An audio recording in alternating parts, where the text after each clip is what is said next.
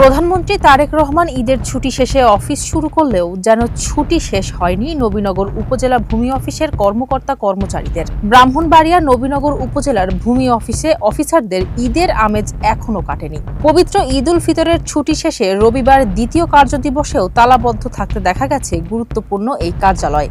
সরকারি সিদ্ধান্ত মোতাবেক পবিত্র ঈদ উল ফিতর উপলক্ষে গত 17 মার্চ থেকে 23 মার্চ পর্যন্ত ছুটি ছিল।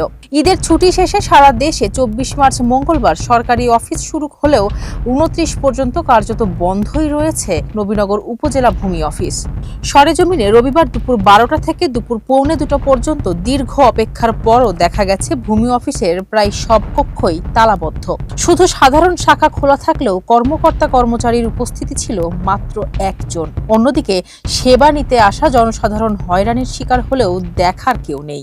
দীর্ঘদিন অফিস ছুটির পর উপজেলার ভূমি সেবা নিতে এসে হয়রানির শিকার হওয়ার সাধারণ মানুষের মাঝে ক্ষোভের সৃষ্টি হয়েছে। এ সময় সহকারী কমিশনার ভূমি অফিসের কর্মকর্তাদের অনুপস্থিতির কারণে কয়েকজন সেবাগ্রহীতাকে অপেক্ষা করতে দেখা গেছে। স্থানীয়রা বলছেন, যেখানে স্বয়ং প্রধানমন্ত্রী তারেক রহমান সময় মতো অফিস শুরু করেছেন, সচিবালয়ে তিনি অন্যান্য কর্মকর্তাদের উপস্থিতি তদারকি করছেন, অথচ নবীনগর ভূমি অফিসে কোনো কর্মকর্তাই নেই। ঈদের ছুটি শেষে অফিস শুরুর পর আরও 2 দিন সরকারি ছুটি শেষেও ভূমি অফিসের কক্ষগুলো এখনো তালাবদ্ধ থাকায় বিস্ময় প্রকাশ করেন সেবা প্রত্যাশীরা।